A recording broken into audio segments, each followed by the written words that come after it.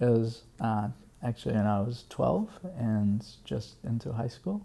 Probably a bit of struggle for about a week where I was like, nah, this is not what I want, and I wanted to go away.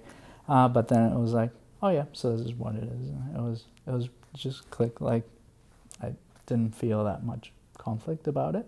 I think probably the issues were more from the outside once people started finding out, or I started confiding in people and I didn't get the support or the answer that I thought I was going to get from them. It was back in the 90s, early 90s, so there was kind of no internet or any support groups or anything. It was what it was. I wouldn't say that I confided in anyone. I think I was probably just kind of figuring things out and keeping a bit of a record. I wouldn't want to say a diary, but something like that. And it just came into the hands of my parents very unexpectedly, and not because I was wanting for it to be found. I think for them it's been a journey as well. And I think now is a completely different story. Like, I'm really grateful to have the parents that I have.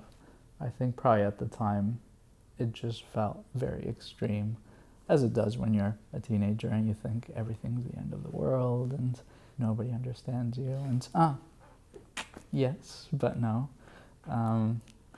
So yeah, it wasn't a good coming out experience.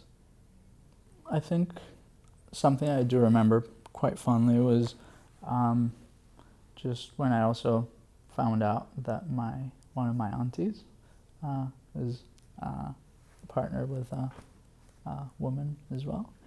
I was definitely not expecting it. I was really nervous about how my grandparents, for example, would or might react, and it was just a very good feeling and a good experience to know that I just took it on board and didn't make too much of a fuss out of it, and were just really open. I don't know if maybe in the background there had been some struggles at first. I think probably yes, but like, I've got the best relationship with my grandma now, and we talk through WhatsApp or Facebook, and it's she's just the nicest person, and she's always asking about my partner, and it's just always is like just like any normal interaction with anyone else. I have found that some people have some idea that maybe Southland's pretty conservative or closed-minded, and maybe growing up or being born here and kind of as you go through school and everything, that's how you perceive it.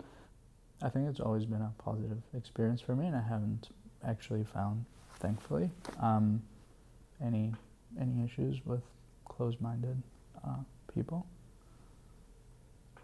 I'd say it's probably a different kind of open. I think probably the difference is that because we're not in a big city or even a big town, it is standard for New Zealand.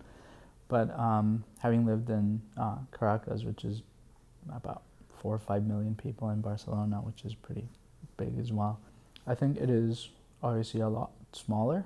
And I think probably the main difference has been that it's something that people just assume that it is as it is, and you don't kind of have to show it. At least I haven't had to. Like, when I came here, I came with my partner, and it was, everyone knew that we were coming together, and it was quite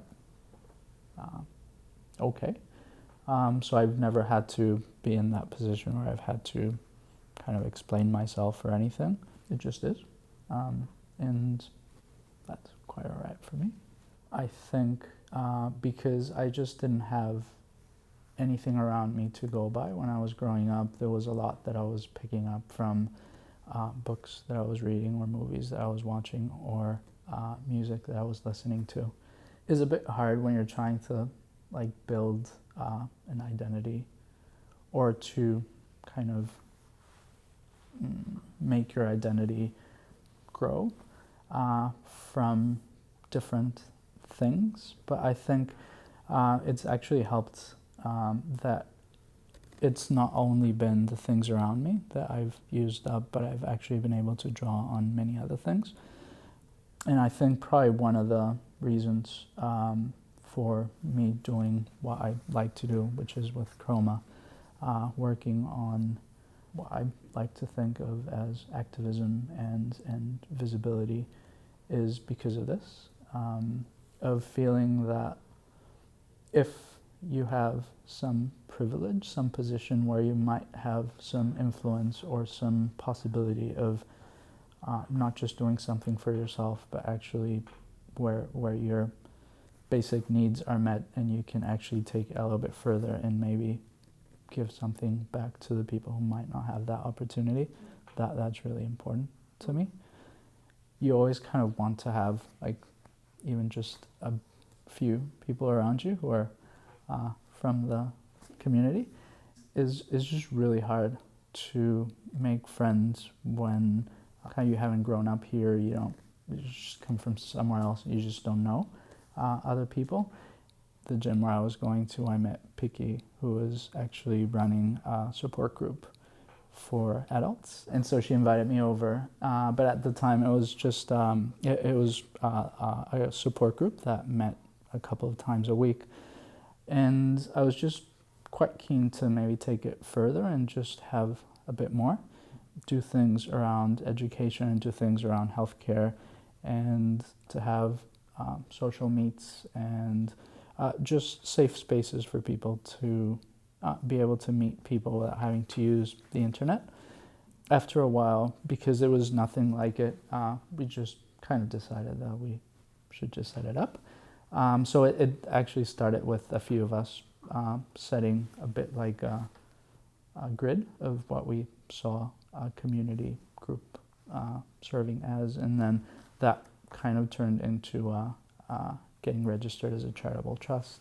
Basically, we've done for healthcare groups, but we've taken it on the road to Dunedin and Christchurch, and we're doing a few more next month in Balclutha and Chroma. And I think it's just showing a little bit of what being LGBTQ really is, and that it's a lot of people have some ideas about what it might be from what they see in on television or on social media. It is part of representation, but I think most of us are a bit more down to earth. And I think just bringing the concept of that we're just the regular people that you might meet on the street, or that you might work with, or that you've grown up with, and you just don't know that aspect of them. And so I think taking a little bit away the kind of, don't want to use the word anxiety, but I think taking away maybe the fear of the unknown, and just showing it as what it is, which is just regular people, basically. One of the other activities I've really liked has been the school panels. So we've done a few panels at some of the schools where we just basically stand in front of them, just get questions, and try to be as open about who we are, what our journey has been like, what the good things and the bad things have been.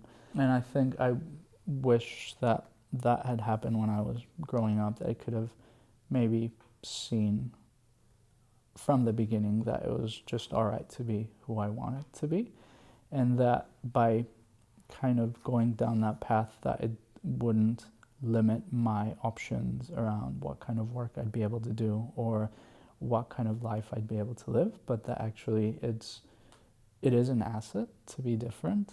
I think from experience, there's definitely a lot of people who are not as black and white, polar, binary, however you want to call it. And there is that openness to perhaps see everything, including gender identity and expression and sexual orientation, as a spectrum instead of just either or. I do think that is just because it's more visible and it's not perceived as threatening or negative, that just a lot more people are more comfortable with at least playing with the idea in their minds and at least being open to considering it. Curiously, I've come across probably a lot more prejudice around ethnicity than against sexual orientation or gender identity. I think the reality is that nowadays, thankfully, so I think if people decided to move out of Southland because of a work opportunity, because of studying, because of wanting to have an overseas experience, because of they meet someone and they move away, that's fair enough.